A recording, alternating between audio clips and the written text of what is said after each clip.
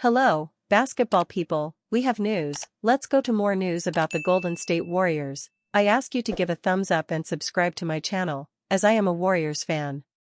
It's being suggested that the Warriors sign a great, young player who can elevate the team's level, but for this deal to happen, the Warriors need to let go of a veteran star. Trade suggestion for the Warriors to fight for another championship: sign Lauri Markkanen in exchange for Jimmy Butler.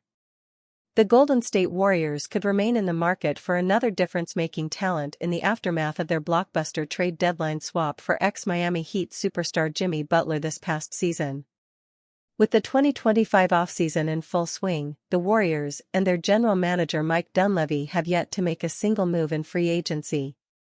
Still, there's no telling what the franchise might be planning behind the scenes, especially as Butler, Stephen Curry, and Draymond Green continue to age. Golden State won't have many more chances to realistically compete for a title as their vaunted trio hurtle towards the twilight of their respective careers, but Dunleavy could change the team's outlook for the next few seasons with one massive decision. In fact, recent reports have indicated that the organization could reach out to the Utah Jazz in an effort to complete a trade for a former All-Star and 2023 Most Improved Player award winner, Lauri Markkanen. While they have been heavily rumored to be approaching a deal with veteran center Al Horford, a long-rumored and more expensive trade target, Lauri Markkanen, may have become available given the Utah Jazz's recent moves, opening up a surprising option for the franchise this offseason, Fansided's G.C. Belchamber wrote Thursday morning. Although the financial details of acquiring Markkanen would be exceedingly complex, he would be a game-changing acquisition for Golden State, and news of his availability should excite fans. While the Warriors' situation has changed somewhat with the arrival of Jimmy Butler, their biggest need remains the same, and, given the franchise's apparent willingness to do what it takes to win another championship in their current window, it would not be surprising if they were in on Markkanen again this time around. Though Markkanen's production has slowed throughout the past 2 seasons, the athletic, sharpshooting 7-footer hailing from Finland could elevate the Warriors to true title contenders in a loaded Western Conference. As a member of the Jazz since 2022, the 28-year-old forward has averaged 23.0 points and 7.7 rebounds while knocking down 38% of his 8.0 attempts from three-point range spanning his 3 years with the franchise. If Golden State were to hypothetically agree on a deal with the Jazz, likely involving Jonathan Kuminga and several other pieces to match Markkanen's $46.4 million salary for 2025-26, the star-scoring threat might add an entirely new dynamic to the Warriors' dominant offensive scheme. It remains unlikely that the Warriors would add another gargantuan contract into the fold, but Markkanen's all-around offensive skill set may make him a perfect fit under Golden State's head coach Steve Kerr. Warriors fans can start celebrating as Al Horford's plan is all but confirmed. This is the sign they needed. As the Golden State Warriors remain stagnant this offseason, it has been largely rumored that their major signing, the sniping of veteran center Al Horford from the Boston Celtics, is imminent. While, largely due to the looming Jonathan Kuminga situation, any Warriors acquisitions currently remain in limbo, Celtics president Brad Stevens has all but confirmed Horford's availability, saying that the prospect of him resigning is unlikely. Brad Stevens said returning Al Horford is unlikely. Although this news certainly does not guarantee his signing with Golden State, it should provide fans an extra bit of hope as one of their sole options this offseason remains available. Warriors' chances to sign Al Horford grow by the day. Horford, who averaged 9 points, 6.2 rebounds, and 2.1 assists last season on 27.7 minutes per game, could provide the veteran presence the Warriors need around the rim to stabilize their defense. Therefore, Golden State could benefit heavily from the Celtics' decision to tear away from their massive spending and take next season as a retooling year. Having already traded away veterans Drew Holiday and Kristaps Porzingis to offload salary, the franchise is now letting some of its less costly free agents walk in an effort to reshape their roster around certain young talents. While Horford, who has played 7 seasons in Boston across 2 different stints with the organization, was not widely expected to resign given his diminished role over the past 2 seasons, Stevens' announcement essentially cements Horford's availability. Warriors' questionable recent trade looks even worse after rookie explosion. Fans are already frustrated. Some Golden State Warriors fans were left confused after the second round of the NBA draft last month, having seen the franchise trade the 41st overall pick to the Phoenix Suns for the 52nd and 59th picks. The Warriors ultimately drafted Australian forward Alex Toohey at 52 and traded back up to the 56th pick to select Will Richard, but some fans would have preferred for the front office to have kept the initial pick which the Suns used on sharpshooter Kobe Bryant. Kobe Bryant shone for the Suns in his Summer League debut. It took just one Summer League game for the trade to look even more questionable and for early regret to arise among fans. Bryant brought his shooting reputation to Las Vegas straight away, with the 23-year-old exploding early as the Suns recorded an impressive 103-84 victory over the Washington Wizards. While many were keen to see prized draft pick Common Maluak, it was arguably Bryant who was more impressive with 12 first-half points and 19 for the game on a scorching 7 of 10 shooting from the floor and 4 of 5 from three-point range. Those numbers are hardly a flash in the pan either, with the 6 feet 7 inches wing entering the draft recognized as arguably the best pure sharpshooter in the entire class. Bryant shot 43.5% from three-point range last season with Kentucky, and was an extraordinary 49.8% from distance on over 6 attempts per game with Dayton the year before. Many are already bemoaning the fact Bryant isn't with the Warriors, particularly given the team could do with more elite shooting beyond the veteran duo of Stephen Curry and Buddy Hield. The Warriors really could have had Kobe Bryant. This is really going to haunt them in the future.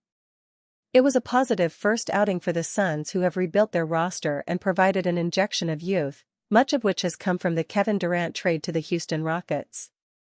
Maluak finished his debut game with 14 points, 5 rebounds, and 2 blocked shots, while second-year forward Ryan Dunn went for 17 points, 5 rebounds, 4 assists and 2 steals on 7 of 12 shooting.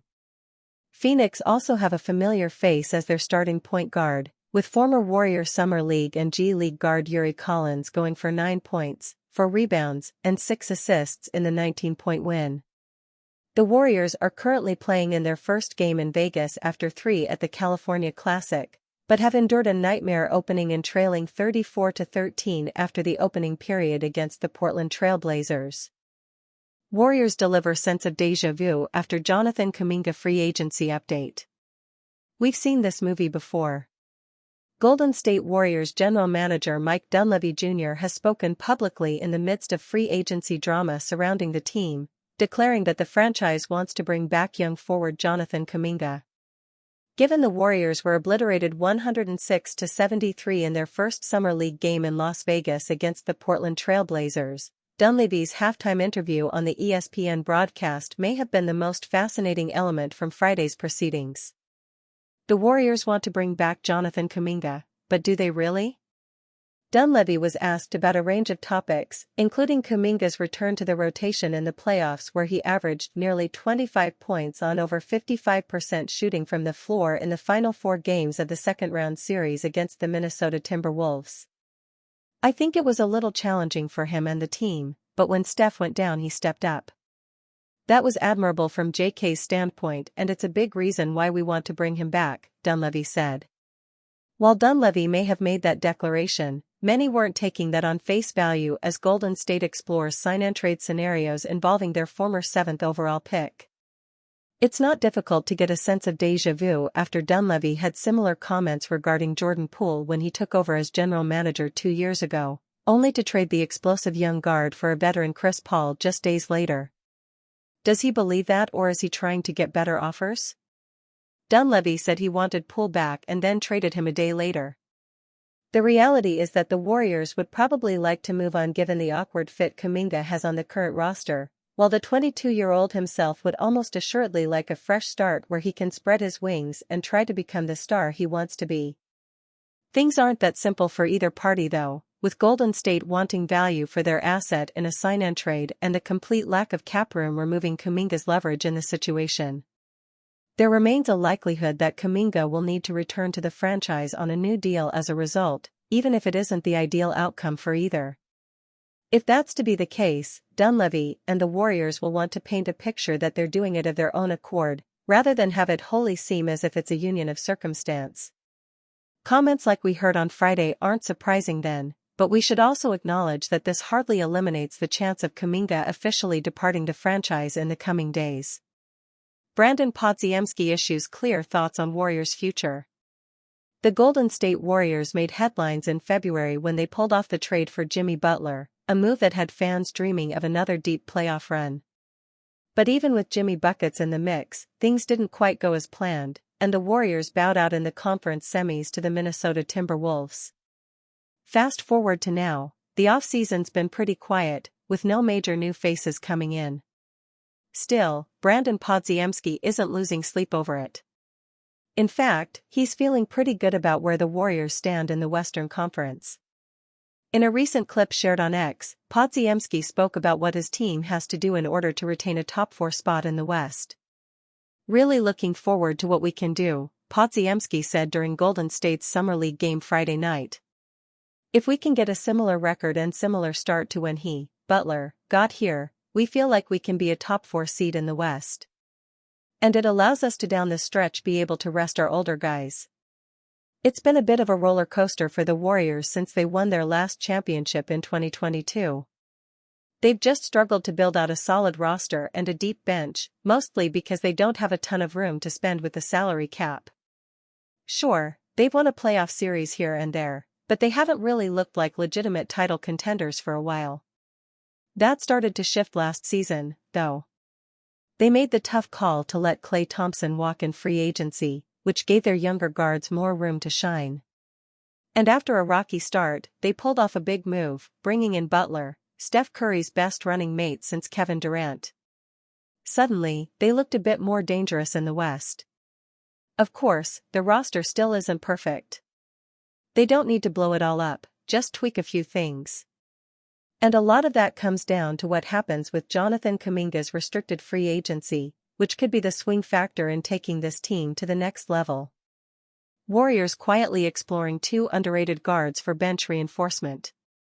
The Golden State Warriors may have had a quiet free agency so far, but that doesn't mean they've been idle. According to Brett Siegel, the Warriors are exploring 2 underrated but potentially impactful guards for bench reinforcement, Seth Curry and Ben Simmons. While names like Malcolm Brogdon, Trey Lyles, and Gary Payton too have been linked to Golden State, it's the lesser talked about duo of Curry and Simmons who've emerged as intriguing low-risk targets. Seth Curry, the younger brother of franchise cornerstone Stephen Curry, is very much in the mix. The 34-year-old sharpshooter is not expected to return to the Charlotte Hornets, and the possibility of finally teaming up with Steph has never been more realistic. Curry averaged 6.5 points, 1.7 rebounds, and shot a blistering 47.8% from the field and 45.6% from beyond the arc last season. Despite reduced minutes, his efficiency and gravity as a floor spacer make him a seamless fit in Steve Kerr's motion offense. A minimum deal could be enough to bring Seth to the Bay, and the appeal goes beyond just family reunification. The Warriors desperately need reliable bench shooting. Their offense often stagnated last season when Steph sat, and having a Curry clone, albeit one with less usage, could prevent those cold stretches. The locker room and fanbase would surely embrace Seth, and pairing the Curry brothers could bring a fresh spark to a veteran roster trying to stay relevant in a loaded Western Conference. Then there's Ben Simmons. Yes, that Ben Simmons, the former number 1 overall pick whose career has been marred by injuries, controversy, and inconsistency. But now, at 28 and reportedly healthy, Simmons is open to signing a minimum contract for the right situation. The Warriors believe they may be in that situation. Simmons averaged 5.0 points, 4.7 rebounds, and 5.6 assists last season across stints with the Nets and Clippers. While those numbers are far from his all-star peak, his unique blend of size, court vision, and defensive versatility still holds value, especially in a system like Golden State's that thrives on movement, spacing, and quick decision-making. He could function in a Draymond Green-light role, pushing the break, defending multiple positions, and orchestrating the offense alongside shooters. Importantly, Simmons wouldn't be asked to score. He'd be tasked with defending, rebounding, and setting up teammates, all of which remain his strengths when healthy. The Warriors' cap situation gives them little flexibility, but both Curry and Simmons could be available on minimum deals. That makes them low-risk, high-upside options for a team that's trying to stay under the first apron while improving depth around Stephen Curry, Jimmy Butler, and Draymond Green.